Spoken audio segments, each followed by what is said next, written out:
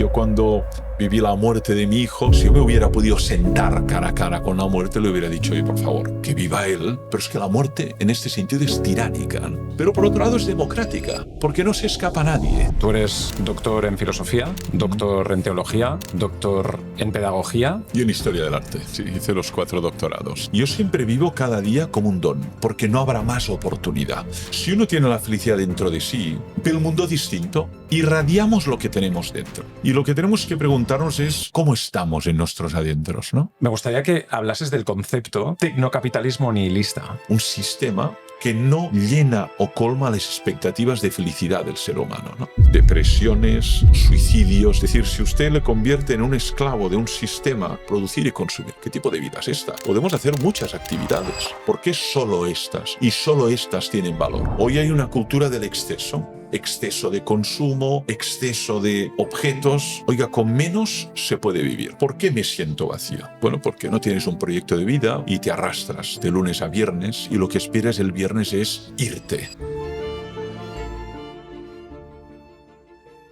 Antes de empezar, quiero contaros algo muy importante, y es que estos números son una locura. 8 de cada 10 personas que ven el podcast no están suscritas. Y esto es muy importante porque cada uno de vosotros que se suscribe al podcast nos ayuda a la fórmula del éxito, a mí y a mi equipo, a llegar a muchísima más gente, a poder traer invitados mucho más especiales, a que el proyecto crezca y a que seamos una comunidad comprometida con nuestra salud, con nuestras finanzas, con nuestras relaciones, que cada semana podamos crecer un poquito más y que seamos muchísimos más. Así que si tienes la oportunidad, me ayudas muchísimo con un like, con una suscripción, y cuantos más seamos, muchas más historias podemos traer a esta mesa. Así que gracias por estar aquí y empezamos. Don Francesc Torralba, ¿qué tal?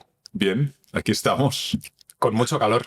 Sí, un calor sofocante, pero aquí se está muy bien. Es como un refugio climático. Totalmente, un refugio para el espíritu también, para mí. Sí, ojalá lo sea así, ¿no? Refugio climático y refugio del alma, ¿no? Totalmente. Que podamos tener un buen diálogo en un entorno tan adecuado como este. Mira, estoy muy contento de que estés aquí, Francesc, porque tú y yo nos conocemos desde hace 20 años. Caramba. Yo a ti.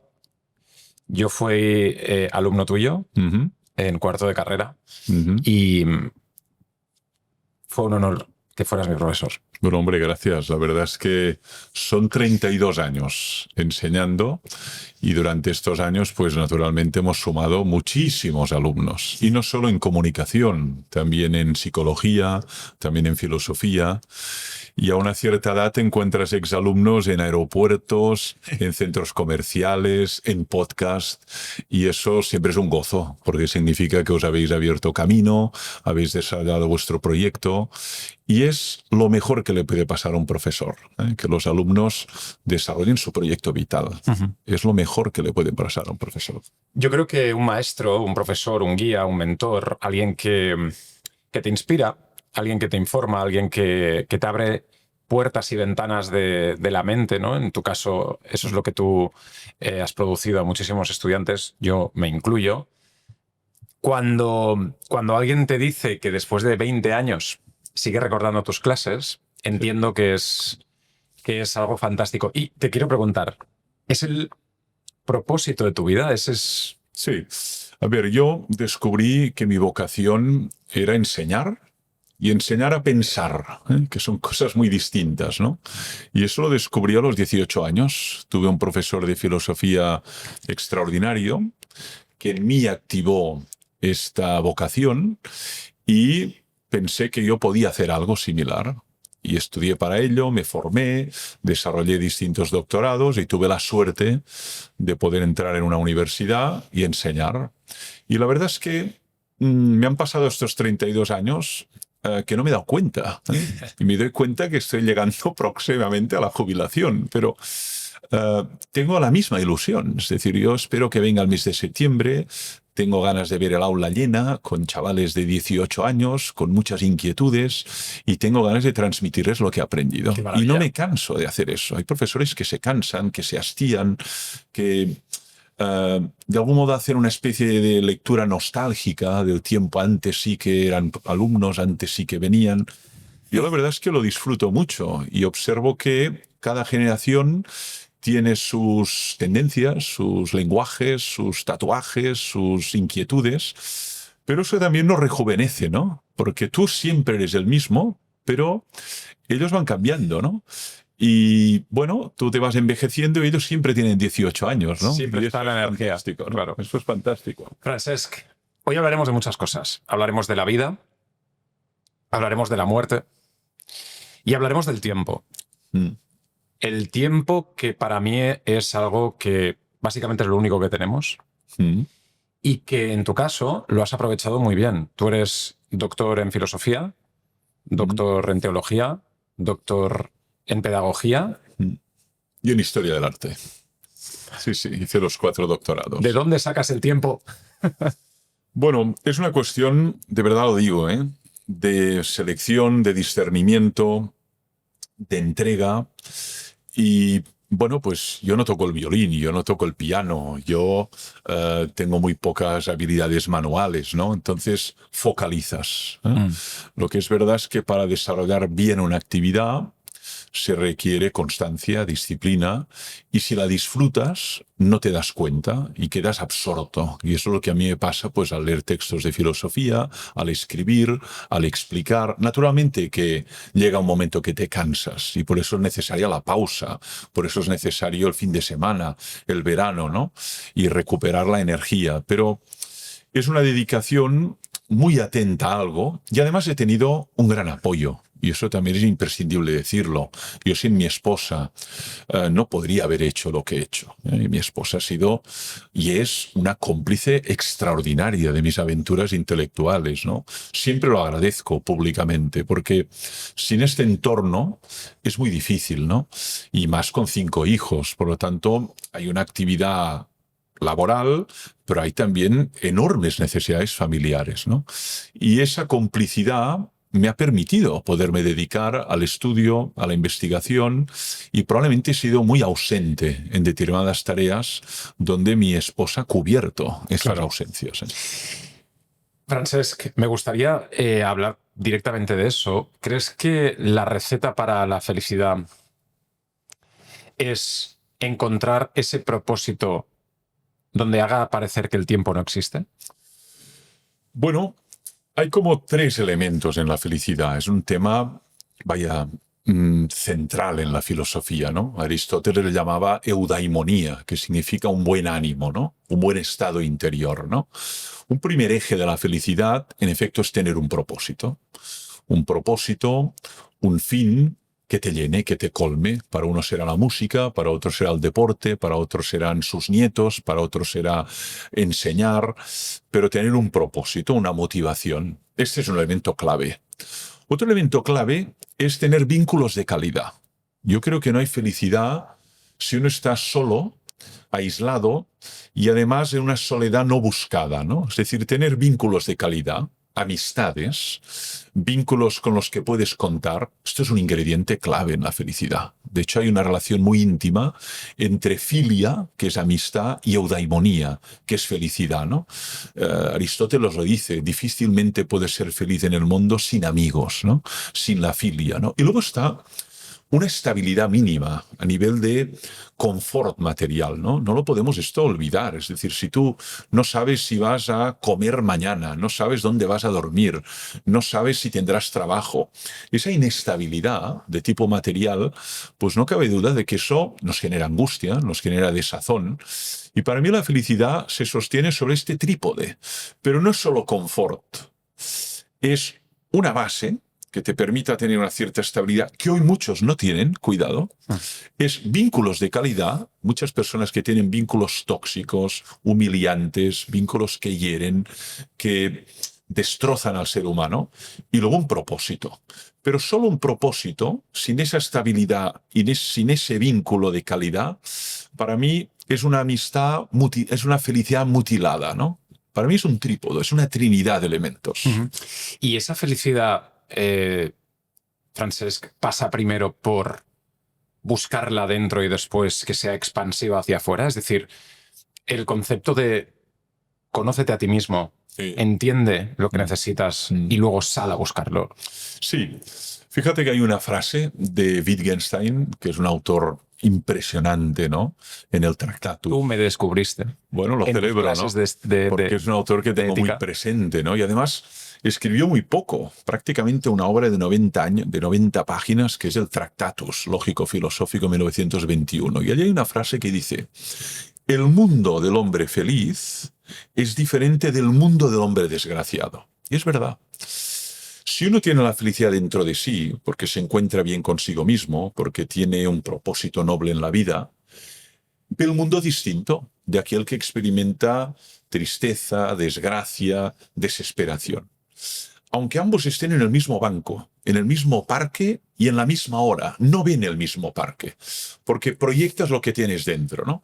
Con lo cual la mirada no es neutra, ¿no? Irradiamos lo que tenemos dentro. Si tú tienes dentro resentimiento, vas a irradiar resentimiento. Si tienes dentro entusiasmo, irradias entusiasmo. ¿Qué es lo que nos pasa con algunos profesores? Hay profesores que saben mucho, pero no tienen entusiasmo. Este señor es muy erudito, pero no siente entusiasmo.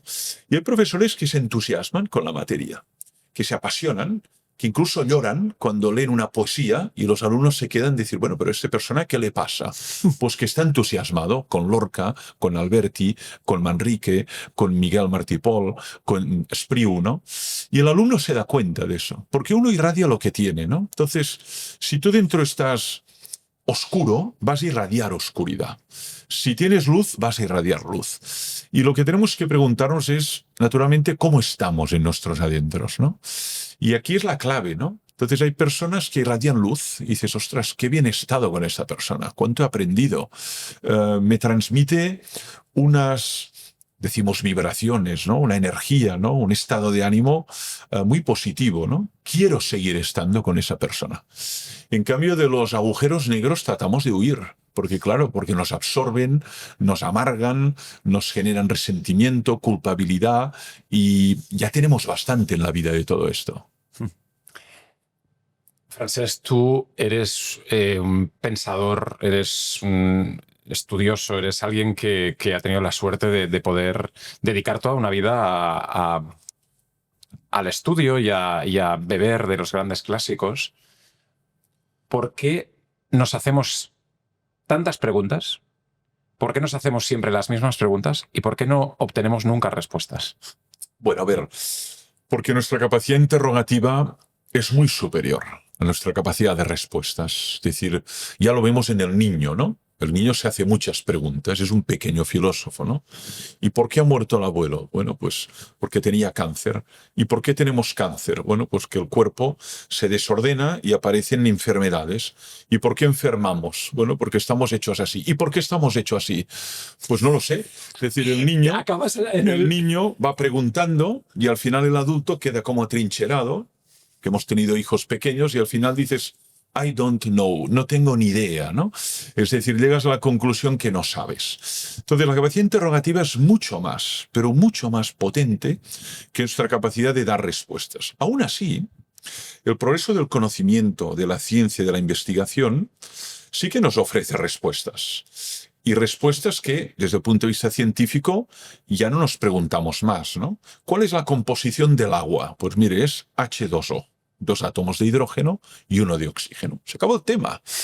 ¿Cuál es la fórmula del triángulo? Bueno, pues esta es, ¿no? ¿Cuál es el área de un círculo, ¿no? Es decir, sí que tenemos respuestas. Pero en cambio, respecto a las cuestiones que nos afectan más, las más existenciales, ¿no?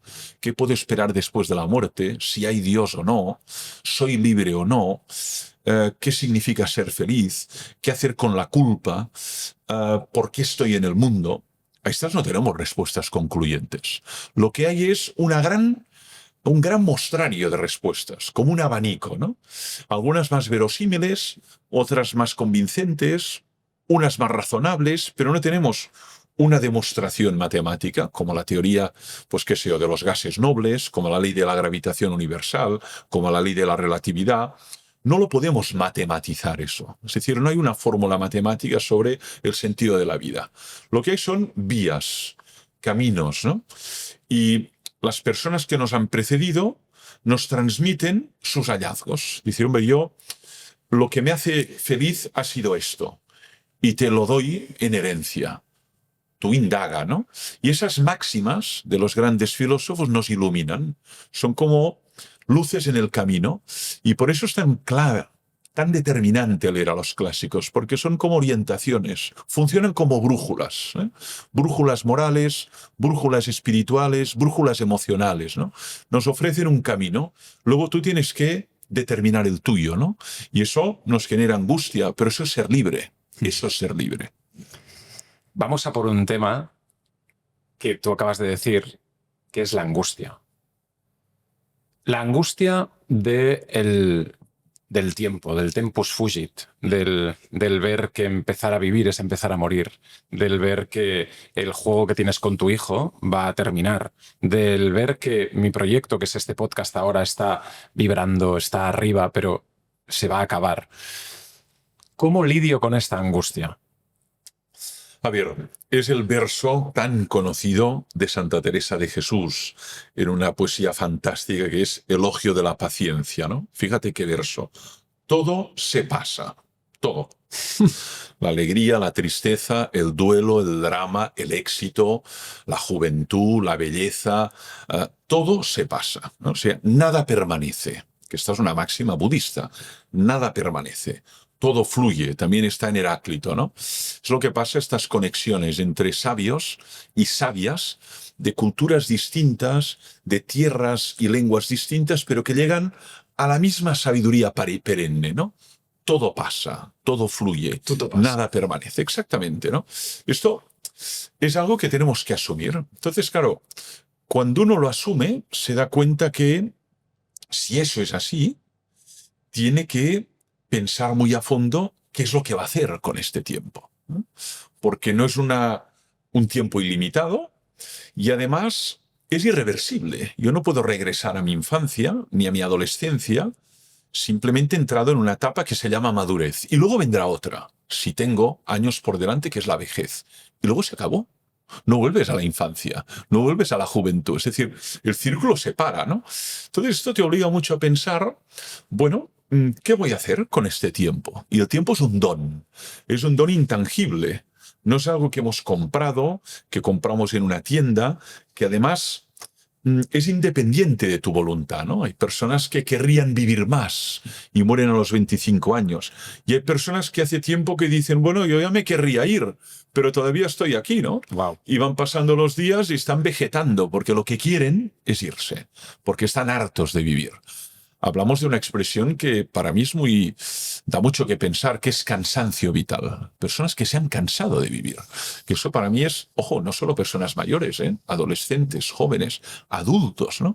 Y personas, por otro lado, que dicen, yo tengo tantos proyectos, tanta ilusión, y tienen 90 años, ¿no? Yo tengo un doctorando de 82.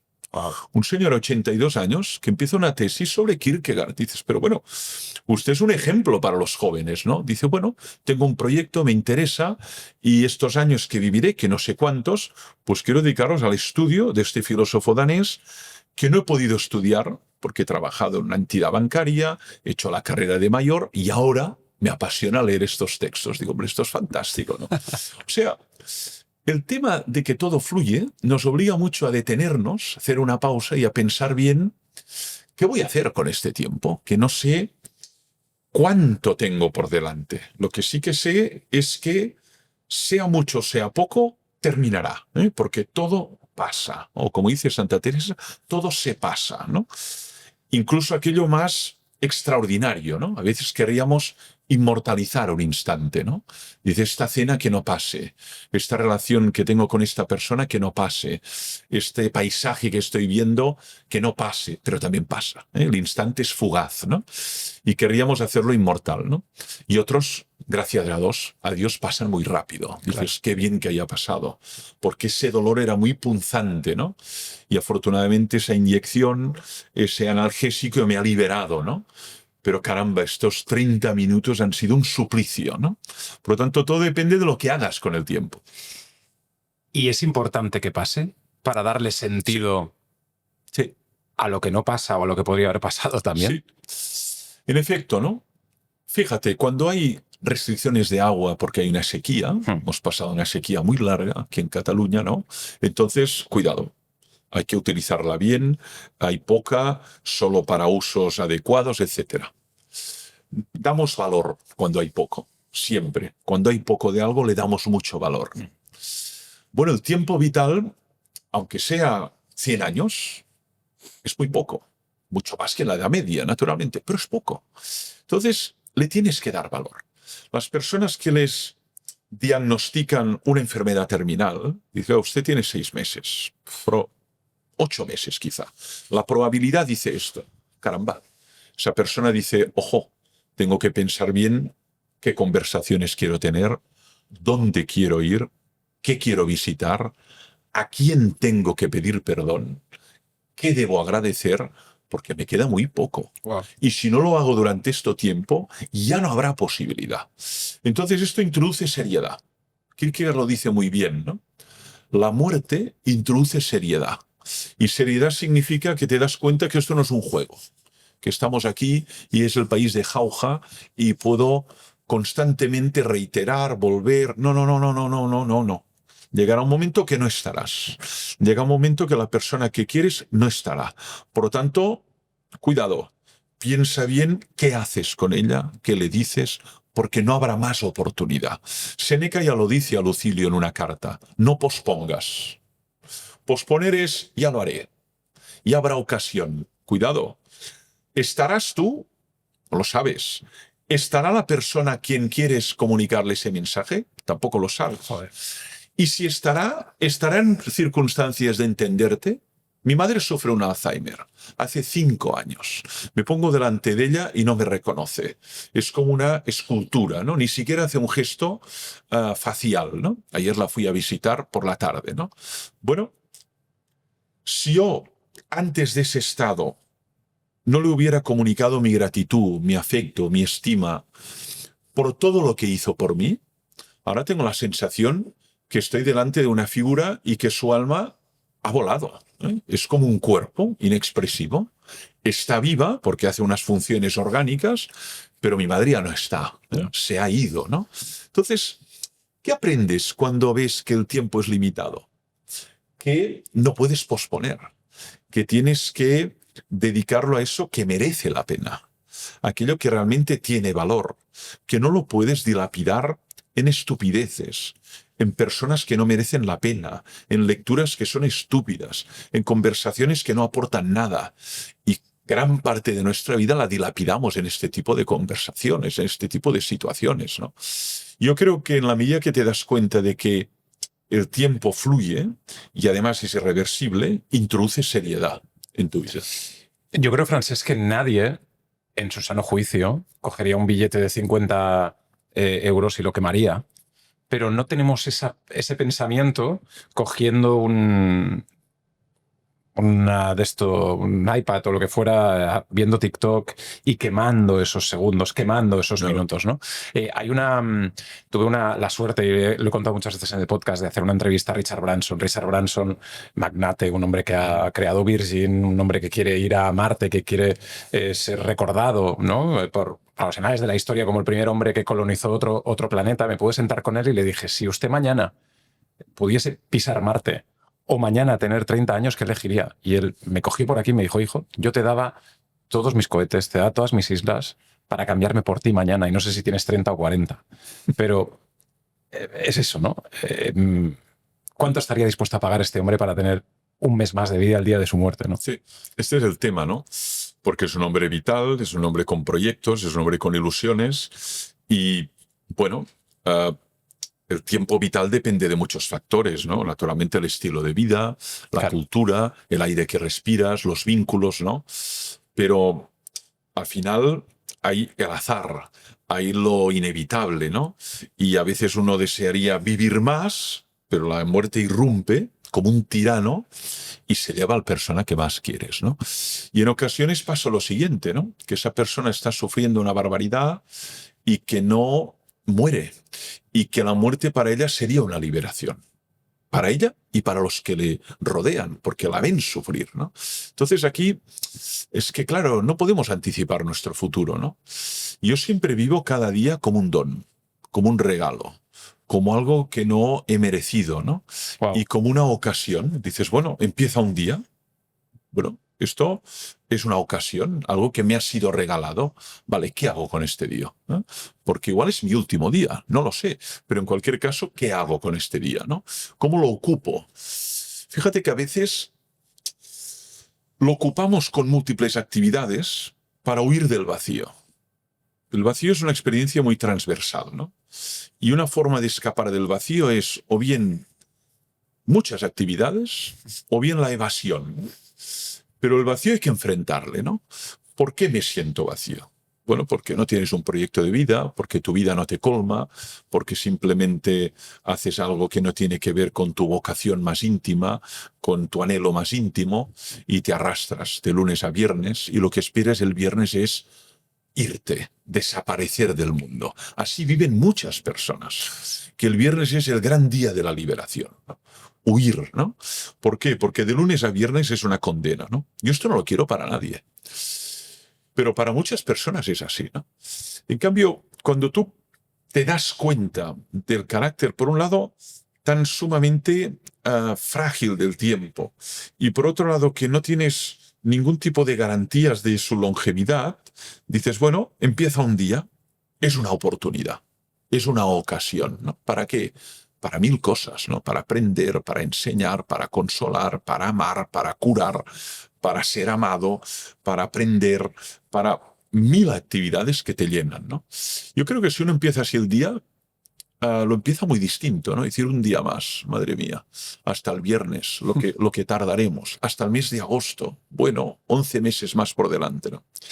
Ayer hablamos, tú y yo, y me dijiste que tú te levantas muy pronto para ir a correr o para ir a andar en bici. Y me inspiraste para iniciar mi día hoy yendo a correr. He ido a correr esta mañana porque ayer hablé contigo. Bueno, Así que, gracias. mira, es un hábito que yo incorporé hace muchos años. Y es una hora y media que para mí es clave, no solo por el ejercicio físico, sino también porque es el momento del silencio, del recogimiento. Por un lado hay la proyección del día, empieza un día, ¿qué voy a hacer con este día? También hay el recuerdo del día anterior y por lo tanto de lo que hice o no hice bien. Y me parece que es un instante de encuentro con uno mismo y de encuentro con Dios en mi caso, ¿no? Yo cuando corro también oro, ¿eh? Y también medito, ¿no?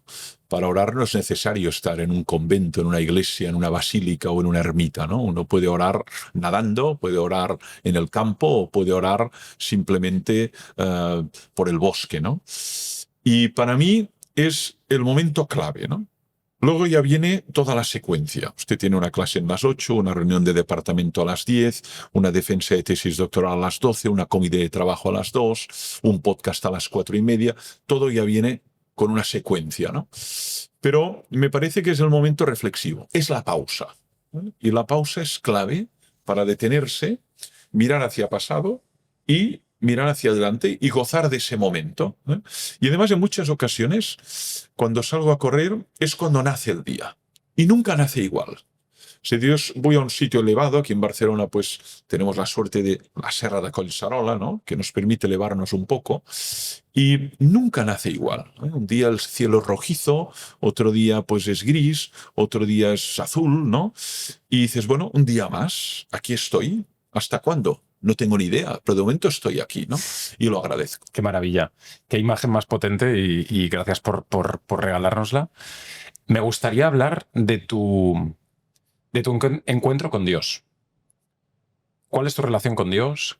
¿Cuándo encuentras a Dios? ¿Cómo lo encuentras? A ver, Dios, lo primero que aprendes en una facultad de teología donde estuve 8 años, hice toda la licenciatura, hice todo el doctorado, aunque yo soy laico, me he casado, tengo hijos, nunca he tenido vocación ni de vida monástica ni de vida consagrada, pero lo primero que aprendes es que Dios es misterio.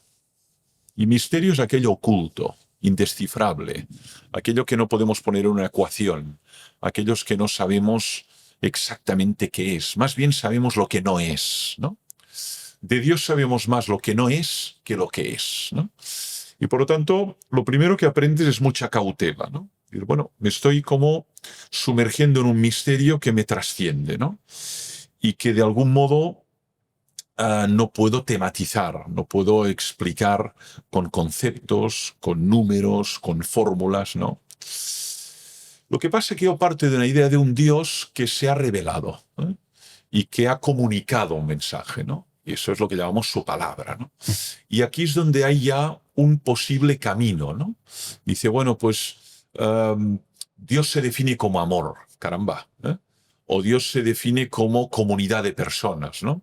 O Dios se define a sí mismo como lo que nos sostiene en los momentos de contrariedad, ¿no? Por lo tanto, si Dios no se hubiera revelado, tendríamos que guardar silencio. Es decir, bueno, tenemos ni idea de cómo es, ¿no?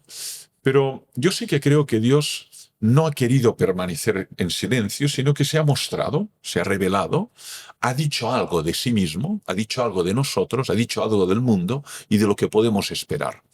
Y la teología es la interpretación de esto. Siempre es la interpretación de esta palabra, ¿no? Y eso es un trabajo multisecular, es decir, lo estamos haciendo desde el principio, ¿no? Ya los padres del desierto y la patrística griega, la patrística romana y luego todos los grandes teólogos, ¿no?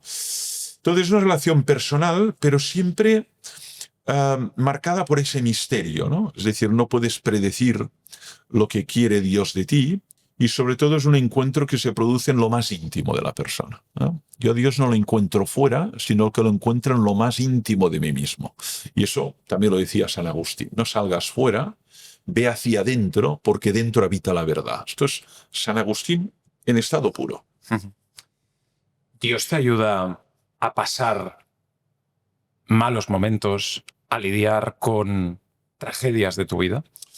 En mi caso así ha sido. En otros casos no. Es decir, yo cuando viví la muerte de mi hijo, 26 años de edad, ¿no? Un accidente de montaña, pues a mí la oración me resultó un bálsamo, ¿eh? ¿Por qué? Porque yo no espero que Dios me resuelva las contrariedades. Yo lo que espero es que me dé la energía para poder enfrentarme a ellas. Y contrariedades siempre hay en la vida. Algunas son minúsculas. Pues mire, usted ha quedado en un atasco 5 horas, una autopista. No va a llegar. Otras son mayúsculas, ¿eh? Usted tiene un cáncer de mama, tiene 46 años y además hay metástasis. Ojo, y tiene 2 hijos, ¿no? Ojo, ¿eh? Esto es una contrariedad mayúscula, ¿no? O usted ha sufrido la pérdida de un hijo. Esto es una contrariedad mayúscula, ¿no? En la vida hay contrariedades pequeñas y tristemente hay algunas enormes que nos depasan. Dices, bueno, yo aquí me hundo, ¿eh? Me hundo, me desespero, incluso puedo caer en un proceso patológico de depresión, ¿no?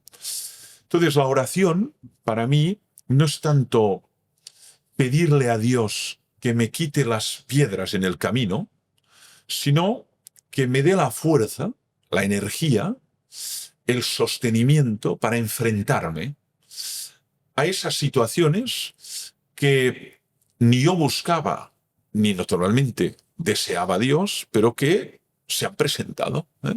¿Y por qué se presentan? Porque somos finitos, somos limitados, tenemos carencias, cometemos errores.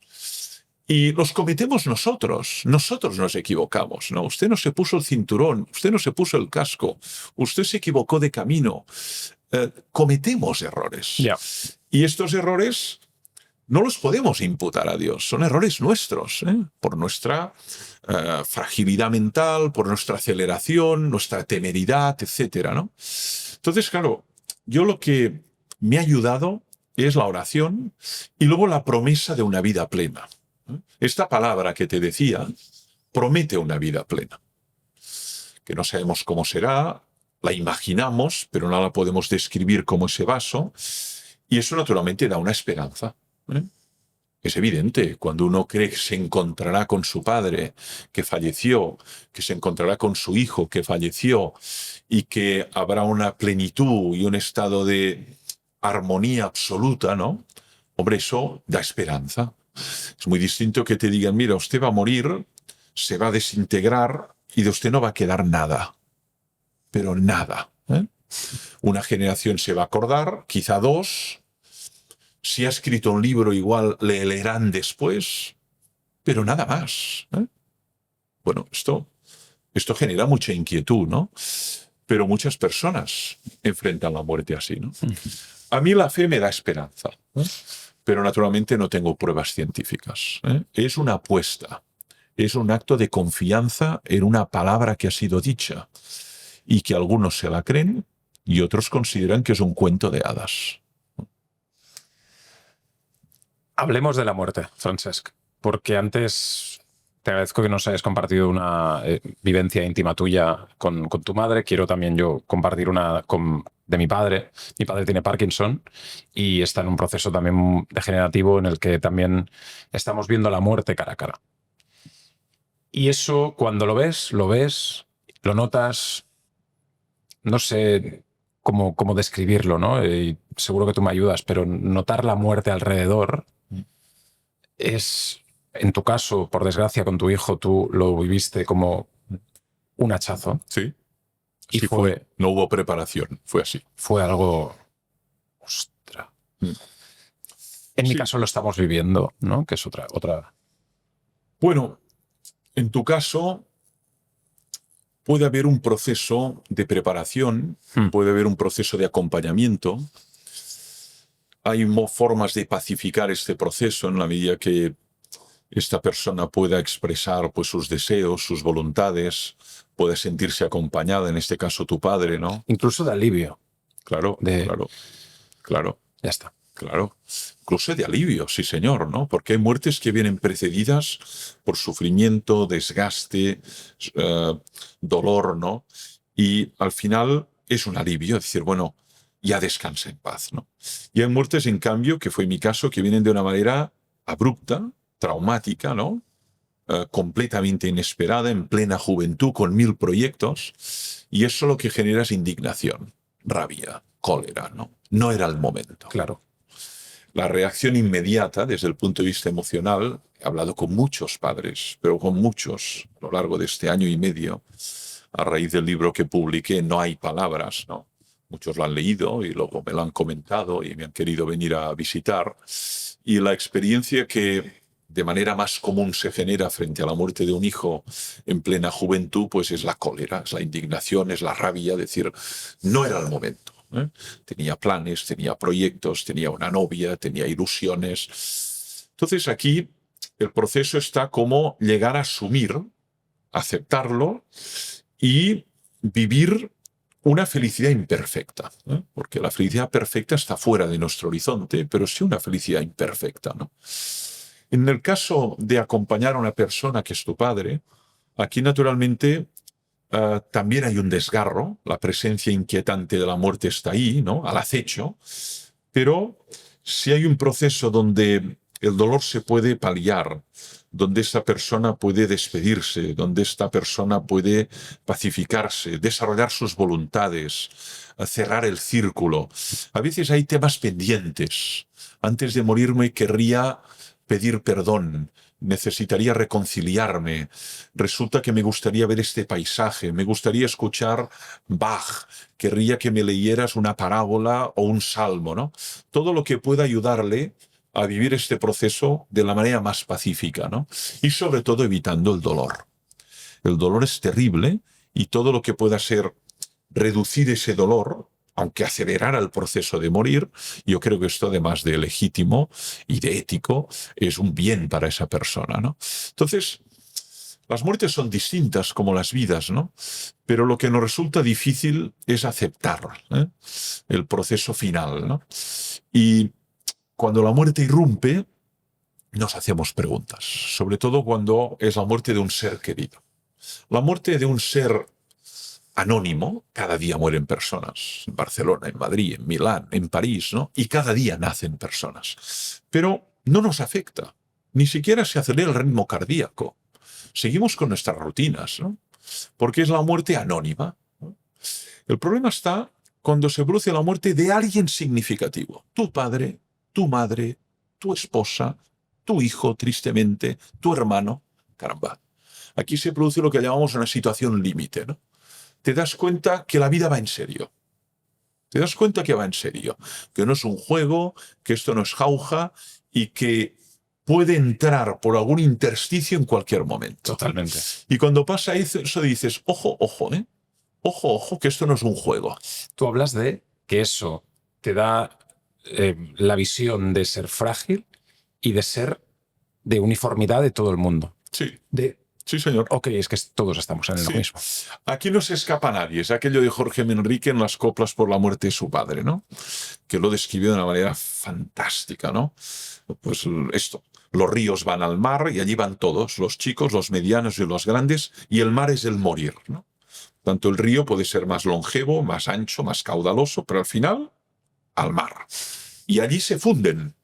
Por lo tanto, la muerte en este sentido es muy democrática.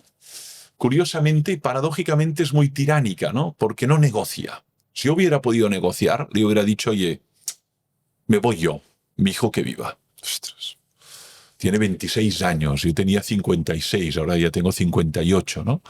Pero si hubiera podido negociar con ella, como en una película de Ingmar Bergman, ¿no? El séptimo sello, que está la muerte jugando al ajedrez con el protagonista, si yo me hubiera podido sentar cara a cara con la muerte, le hubiera dicho, oye, por favor, tengo proyectos, tengo ilusiones, tengo 1000 cosas que hacer, pero me voy yo, que viva él. Pero es que la muerte en este sentido es tiránica, ¿no? Pero por otro lado es democrática, porque no se escapa nadie. Mueren los reyes, los marqueses, los príncipes, los santos, los corruptos, las prostitutas, las santas, las beatas, todos y todas, ¿no? Por lo tanto es, en este sentido, una condición universal, la condición mortal, ¿no? Y aquí sí que no hay sala VIP. Lo que pasa es que es verdad, hay muertes que son dulces, hay muertes que están acompañadas, hay muertes que son indoloras y hay muertes que van precedidas por dolor, por soledad, por llanto, ¿no?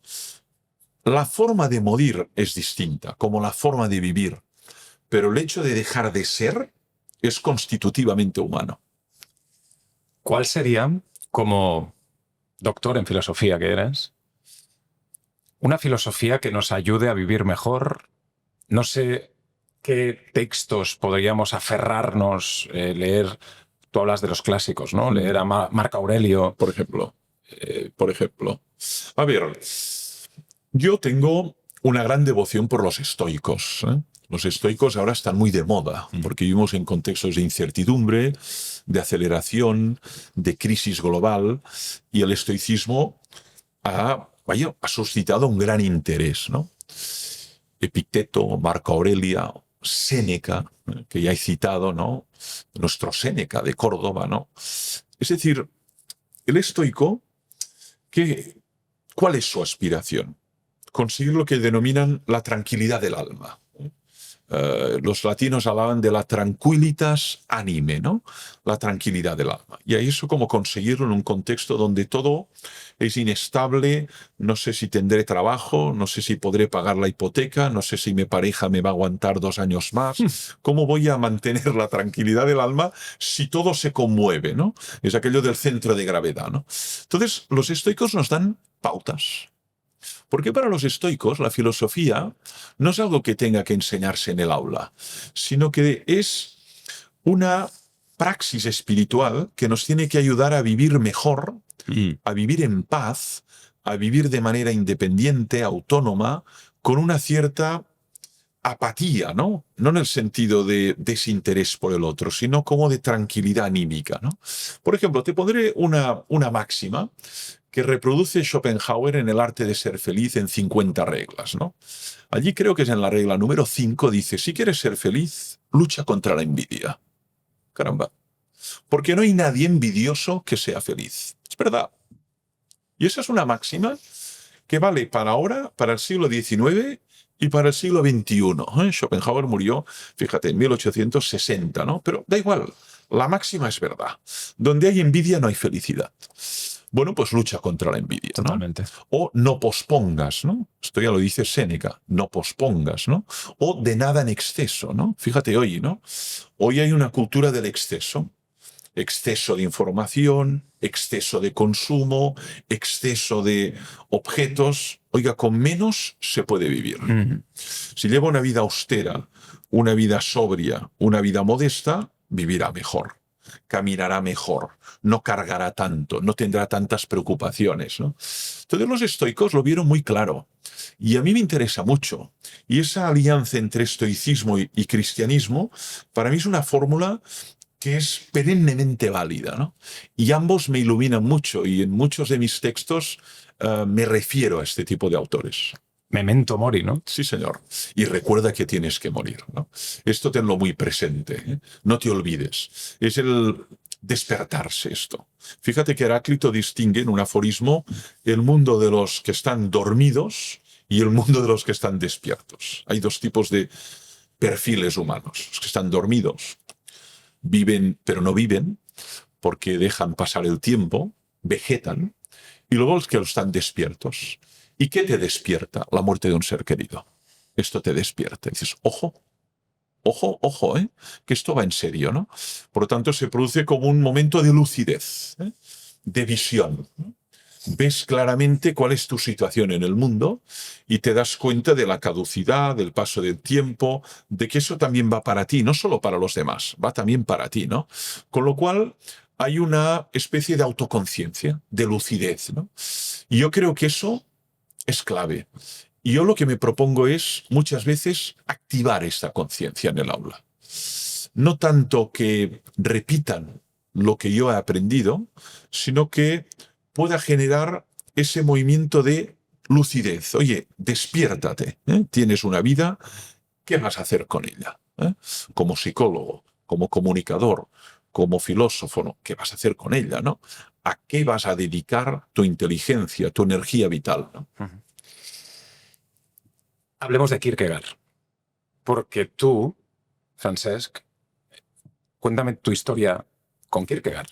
Bueno, yo me enamoré de este autor a los 20 años, ¿no? Estaba estudiando en la facultad y tuve un profesor excepcional que ya murió, que fue José María Valverde, y me habló de este filósofo danés del siglo XIX que solo vivió 42 años, entre 1813 y 1855. 42 años, ¿no?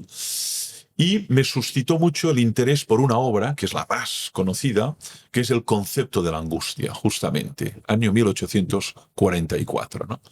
Y la devoré. En la biblioteca ya había una traducción. Yo en aquel momento no leía danés, sí que leía ya el alemán, pero no leía el danés, y me fascinó. Digo, caramba, aquí hay una descripción de la condición humana. Y luego empecé a devorar los textos traducidos, ¿no? Que había muy pocos, un segmento muy pequeño, ¿eh? Estaba la enfermedad mortal, estaba la introducción a la ejercitación al cristianismo, estaba o esto o lo otro, una serie de textos, y me fascinó. ¿Qué pasó? Que me fascinó tanto que dediqué mi tesis doctoral en filosofía a él. Recibí una beca del Ministerio de Asuntos Exteriores y me fui a Dinamarca. Y estudié el danés, ¿eh? Estudié la lengua danesa durante 6 meses, ¿no? Lo hablé un poco, pero sobre todo para leerlo y para poder comprenderlo en la lengua original, ¿no? Y luego he hecho traducciones de Kierkegaard al catalán, sus discursos cristianos, por ejemplo, sus oraciones están traducidas, publicadas en catalán, del danés al catalán, ¿no? Y lo que pasa es que allí era un conjunto de investigadores en la Universidad de Copenhague, Facultad de Teología protestante, porque allí no hay Facultad de Teología católica, y bueno, y todos hablábamos, chapurreábamos un inglés y cada uno estaba con su tesis, ¿no? Pero bueno, había japoneses, había chilenos, había canadienses, había americanos, todos estudiando al mismo autor, ¿no? Yo lo disfruté, pero ¿de qué manera, no? Y hice la tesis, una gran parte de ella, en Copenhague, la defendí en Barcelona. No lo he dejado nunca, eso fue en el año 92, ¿eh? Estamos en el año 2025, por lo tanto hace, ya lo ves, casi pues más de 30 años que estoy leyendo, traduciendo y escribiendo sobre él. Y hay una parte de mi bibliografía muy extensa sobre Kierkegaard, ¿no? Porque me ha inspirado mucho en muchos temas, ¿no? Y esta es la historia. Por tanto, para mí no es un filósofo más. Para mí es alguien que me ha iluminado, ¿eh? Como diría, es un filósofo de cabecera, ¿eh? Que hay el médico de cabecera, pues hay el filósofo de cabecera, ¿no? Es un talismán, ¿no? Es una fuente de inspiración, ¿no?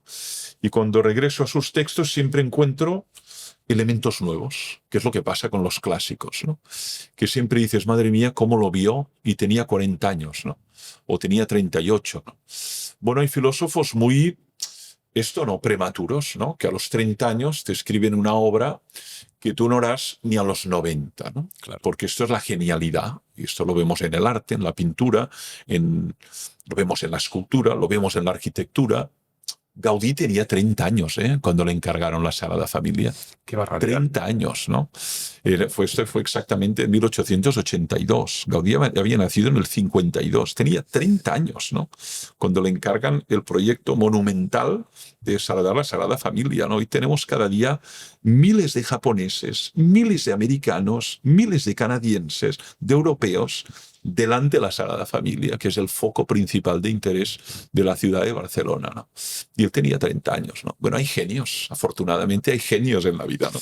Hablemos de esos genios, porque estamos totalmente... Yo te conocí en la Facultad de Comunicación, como digo, fuiste mi profesor de ética y celebro que con la pasión que lo hiciste nos inspiraste a todos y sigues inspirando a tus alumnos, pero mucha gente ahora, la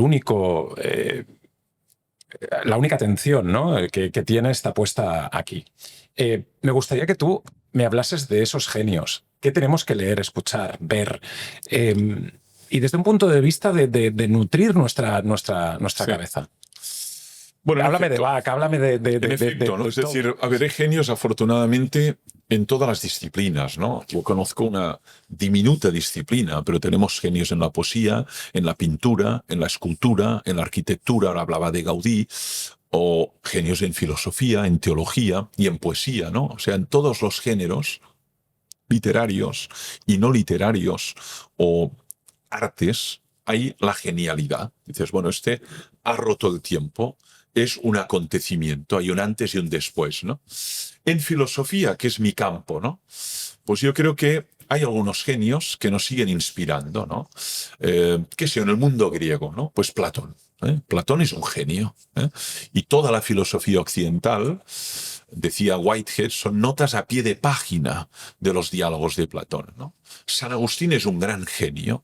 Son exploradores del alma humana, ¿no? Tú lees a San Agustín, lees las Confesiones, que es del siglo V, y dices esto que le pasaba a este señor, me pasa a mí también, ¿no? Esto que describe me pasa en mi interioridad, ¿no? Porque el genio capta el fondo del alma humana y la describe, ¿no? O vas a Kafka, ¿no? Que es un genio de la literatura y lees la Metamorfosis y dices, pero bueno, o lees los relatos y dices, este hombre está describiendo lo que nos está pasando, ¿no? Y murió en 1924, ¿no? Hace más de 100 años, ¿no? Un genio siempre ilumina, ¿no? Y eso nos pasa en el arte, en la música, ¿no? La música particularmente, ¿no? Tú escuchas a Bach o qué sé yo, ¿no? O escuchas a Mozart, ¿no? Y te transporta. Dices, no sé dónde estoy, pero estoy muy lejos, ¿no? ¿Por qué te transporta? No sabes dónde, ¿no? Y es la capacidad que tiene el genio musical, ¿no? Estábamos aquí leyendo tu libro, Un mundo sin pausa. Os lo recomiendo a todos encarecidamente. Todos los que estéis viendo este podcast podéis ver este nuevo libro de Francesc Torralba. Me gustaría que hablases del concepto tecnocapitalismo nihilista. Yo creo que es lo que describe nuestro mundo. Nuestro mundo es una alianza entre capitalismo, pero también tecnología, ¿no? Por un lado está el capitalismo, ¿no? Que tiene que ver con máximos resultados, mínimo coste, estrujar al máximo a la persona para que rinda al máximo, ¿no?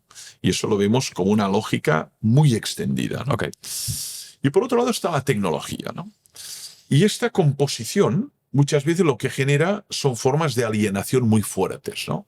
Es decir, personas que viven permanentemente pendientes del móvil, permanentemente pendientes del iPad, permanentemente pendientes del ordenador, en una especie de alianza que no te deja ni una pausa, ni un espacio, ¿no?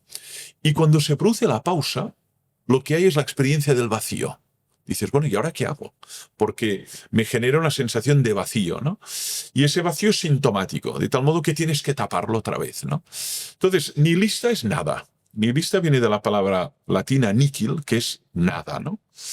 Y esta alianza entre tecnología y capitalismo, que tiene como finalidad, como digo, más aceleración, más resultados, menos coste, al final es un tipo de alianza que nos genera un gran vacío, que no nos llena, ¿no?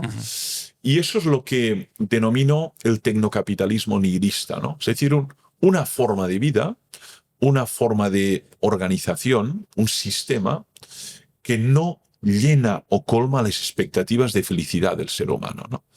Y lo vemos de qué manera. Depresiones, consumo de ansiolíticos, suicidios, es decir, cuidado.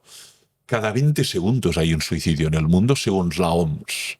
Se lo dice la Organización Mundial de la Salud. Ojo, esto merece atención, ¿eh? No lo dice un indocumentado, ¿no? Cada 20 segundos, ¿no? Esto significa que después de este podcast, pues muchas personas habrán optado por quitarse la vida, ¿no? No es extraño, ¿no? Es decir, si usted le convierte en un esclavo de un sistema que simplemente tiene como objetivo producir y consumir, producir y consumir, producir y consumir, hombre, hay más verbos en la vida. Está danzar, está gozar, está amar, está contemplar, está cuidar. No podemos volver a una vida unidimensional, ¿no? Producir y consumir, producir y consumir. ¿Qué tipo de vida es esta? Hay otras modalidades verbales, ¿no? Que podemos conjugar, podemos escribir, podemos amar, podemos pasear, podemos conversar. Esto que estamos haciendo, el tecnocapitalismo puede considerar que es una pérdida infinita de tiempo. Usted está perdiendo el tiempo. Lo que tiene que hacer es producir más, lo que tiene que hacer es consumir más, ¿no? Entonces, el tecnocapitalismo tiende a reducir a cero las actividades consideradas inútiles, ¿no? Leer a Platón, vaya inutilidad. Leer a Kafka, vaya inutilidad. Escuchar a Bach, vaya inutilidad. Un paseo por el bosque, vaya inutilidad, ¿no? Porque lo que es fundamental es producir y consumir, producir y consumir. Bueno, esto es una lógica perversa que nos destruye como seres humanos, ¿no? Nosotros somos seres polifacéticos, podemos desarrollar más capacidades y el sistema nos está reduciendo o nos está convirtiendo en seres muy unidimensionales, ¿no? Ya lo habló Marcuse, ¿no? El ser unidimensional. Y lo que se trata es de desarrollar nuestra capacidad polifacética, ¿no? Podemos hacer muchas actividades. ¿Por qué solo estas? Y solo estas tienen valor. ¿Y tú qué opinas, Francesc, en esta sociedad tecnocapitalista, donde yo creo que el peso del capitalismo es muy importante, pero la tecnología, estamos en un momento en el que la inteligencia artificial, los avances tecnológicos, etcétera, llega un momento en el que la ejecución humana queda totalmente relegada por la ejecución de una máquina, ¿no? Entonces tú, lo que yo podría decir, voy a escribir este texto y es un éxito personal, a lo mejor una inteligencia artificial lo puede escribir igual. Sí. Y con más documentación y con más datos, porque ¿qué hace? Bueno, un sistema de inteligencia artificial maneja campos de datos enormes. Todo lo que está en el mundo digital, ¿no? Y tú le preguntas, desarróllame un texto sobre tecnocapitalismo. Y seguro, pero seguro, que encontrará un texto en un journal americano que yo no cité, y además muy actualizado, y que no estará en mi bibliografía. ¿Por qué? Porque maneja una cantidad de datos enormes y además en tiempo presente, ¿no? De tal modo que puede estar mucho mejor documentado y además en todo tipo de lenguas, ¿no? Y te puedo dar un formato universitario, un formato de tesis, un formato de tesina o de artículo científico, ¿no? Esto no cabe duda, ¿no? Entonces, yo no soy tecnofóbico, que quede claro. Es decir, la tecnología en muchos aspectos mejora nuestra existencia y nos permite posibilidades como esta que estamos haciendo. Tú y yo estamos conversando en un estudio en Sant Just Desvern, pero por otro lado, este podcast igual se escucha y se ve en Chile, en Argentina, en Brasil, en Perú, en Ecuador, en Madrid, en Sevilla. Y fantástico. Cientos de miles de personas. Y además se puede reproducir muchas veces, ¿no? Por lo tanto, cuidado. El tecnofóbico es odio a la tecnología o miedo a la tecnología. No, yo no soy tecnofóbico, pero tampoco tecnolátrico. Es decir, adoro la tecnología. No. La cuestión está en intentar discernir, ¿no? ¿Qué uso hacemos? ¿Cómo la manejamos? ¿No? Y en efecto, hay amenazas, y amenazas serias, ¿no? Y yo trato de escribirlas en este libro, ¿no? Una es la que tú indicabas, ¿no? Que además ya tiene una clara vigencia en nuestra sociedad, ¿no? Muchas tareas han sido reemplazadas. Tareas que desarrollaban hombres, mujeres, y que se han ganado la vida, pues han sido sustituidos, han sido reemplazados por robots, por artefactos, por autómatas, que además lo desarrollan mejor, 24 horas, 7 días a la semana, también la noche de fin de año, también Nochevieja, no tienen hijos, no tienen padres en situación terminal, no tienen procesos de duelo, no tienen baja de maternidad, no tienen embarazos. No tienen un mal día. No tienen un mal día, no se sienten culpables, por lo tanto, es producir, producir, producir, producir, producir. Y por tanto, aquí hay una amenaza que ya es una realidad, que es muchas tareas serán reemplazadas por artefactos y máquinas. Lo vemos en un montón de situaciones, gasolineras, centros comerciales, lo veremos pronto en trenes, autobuses, taxis. Es decir, hay una clara sustitución. Por otro lado, se generan nuevos oficios, ¿es verdad? Okay. Se generan nuevos empleos, oficios técnicos muy especializados, porque estos artefactos tienen una alta complejidad, pero no en la misma proporción. Cuidado, la destrucción es mucho más acelerada que la generación de nuevos empleos. ¿Eso qué va a generar? Mucho sufrimiento social. Y ya se habla de un nuevo, fíjate, ludismo, ¿eh? Los luditas quemaban la máquina de vapor en el siglo XVIII. Y seguían a un talud que les animaba a quemar la máquina de vapor porque les quitaba el trabajo. Hoy hablamos de un neoludismo posmoderno, ¿no? Es decir, personas que están muy inquietas, decir, oiga, yo me he pasado 30 años en una gasolinera y ahora a los 58 me han retirado y en la gasolinera no hay nadie. Autogestión.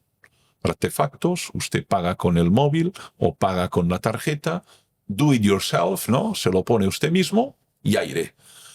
El propietario se ahorra 3 salarios. Había 2 gasolineros y una señora dentro de la pecera, ¿no? Han desaparecido. Centros comerciales. Aquí había 20 cajeras. Hay una. Lo demás, do it yourself. Pague y se va. Y un seguridad que aquí 2 días será un robot o un artefacto, ¿no? Es decir, esto ya es una realidad. Entonces esto genera mucha inquietud en sindicatos, comités de empresa, porque ahora dirá, bueno, cuidado. Y las personas seguimos teniendo necesidad de vivir, vestirnos, dormir. ¿Qué haremos con todas estas personas a partir de los 50 años? Claro, pero ¿y si a lo mejor el trabajo del hombre no es ser el seguridad durante 8 horas, estar ahí en un parking o en un centro comercial? que no es su Bueno, esta es la lectura positiva. ¿no? La lectura Igual positiva, que el trabajo del hombre no es a lo mejor arar un campo porque lo puede dar un tractor. tractor. Esta es la lectura positiva. Nos va a liberar de las tareas rutinarias, mecánicas, de las tareas más repetitivas. Estas serán ya las primeras en ser apartadas. Y por otro lado, el trabajo que va a permanecer será el más creativo, el más emocional, el más que humano. requiere de inteligencia emocional, de inteligencia creativa, de inteligencia espiritual, no cabe duda. Pero esa transición generará mucho sufrimiento, porque claro, otra cosa es la persona de 30 años, pero de 58, que se ha pasado 30 años de su vida descolgando esto, ¿no? Para meter gasolina. Bueno, este señor ahora, ¿qué va a hacer? Pues le vamos a prejubilar y le vamos ya a pagar la pensión, ¿no? Por tanto, sí, se abre una posibilidad que el ser humano puede desarrollar un trabajo más creativo, más genuinamente humano, y todo aquello que es más mecánico, reiterativo, rutinario, pesado, el artefacto. Esta es la lectura positiva. Ojalá sea así. No necesariamente será así. ¿Sabes por qué? Porque también nos lo dijeron con el móvil eso. Nos va a liberar tiempo. Y veo todo el mundo de cráneo, ¿eh? Y más acelerado que nunca. No le puedo mandar un WhatsApp. No, pero de todos modos utilizo, como tú sabes, el email y el buzón y lo miro mucho, por lo tanto hay trampa. No es que esté desconectado del pero mundo, no, pero no te puedo mandar un WhatsApp. Yo digo, he quedado a las 4:30 para hacer un podcast, tengo 1 hora hasta las 5:30 que estamos llegando ya. Y yo confío en el Vamos a ver si doctor aparece. Bueno, pues aparece. Sí, ha desaparecido, ha desaparecido. Aparece, sí. Pero No, es verdad. Eso tiene sus, digamos, servidumbres, pero también sus liberaciones, ¿no? Ya. Es decir, por un lado, controlas mucho más el flujo informativo, los estímulos externos y puedes marcar unas pausas. ¿Verdad que en momentos te genera incomunicación? Pero por otro lado, como digo, no soy tecnofóbico y lo tengo siempre por si acaso, pero no quiero vivir esclavizado. ¿y en el metro qué haces? Primero de todo, yo me desplazo en moto. El metro lo utilizo cuando la moto se estropea, ¿no? Vale. Y lo que hago cuando estoy en un avión, en un tren, es leer. A la manera clásica, es decir, lápiz, y aquí tengo el papel y voy subrayando. Para mí la lectura siempre exige el subrayado. Es decir, yo quizá tengo más de 20.000 volúmenes en casa, ¿no? En casa y en otro piso, otra biblioteca. porque en casa es imposible, ¿no? Y para mí es imposible leer sin un lápiz. 20.000 libros tienes. Sí, seguramente, no lo he contado, pero es probable, ¿no? Mirando los metros y... Entonces, la lectura con el lápiz te permite, cuando regresas al libro, ver aquello que en aquel momento te pareció más significativo, ¿no? Y vas directo al subrayado, ¿no? Y eso para mí es interesante, porque recoges un libro de hace 20 años y dices, fíjate, cuando tenía 35... esa frase para mí fue fundamental, ¿no? Y además hay un comentario con la letra de hace 25 años, ¿no? Para mí leer sin lápiz es perder el libro. Es perderlo. Porque no veo dónde está la frase que justifica todo ese libro. Hay libros que una frase lo justifica, pero está a la mitad y te has leído 200 páginas. ¿no? Totalmente. Francesc, para terminar este podcast que es apasionante, gracias por poder volver a vernos después de 20 años. Me gustaría ir a ese momento en el que nos conocimos de la clase, donde yo no he podido traer los apuntes de hace 20 años, pero hubiese sido una cápsula del tiempo fantástica. Ahora, ¿cómo lo hacen tus alumnos? ¿Toman notas? Ha cambiado mucho el perfil. Vienen sin bolígrafo, vienen sin papel. Vaya, todos vienen con un ordenador personal. Esta es la realidad. Entras en el aula, te encuentras 80 estudiantes o 70, la mayoría chicas en comunicación, con el ordenador personal y tecleando. Ahora, ¿dónde están?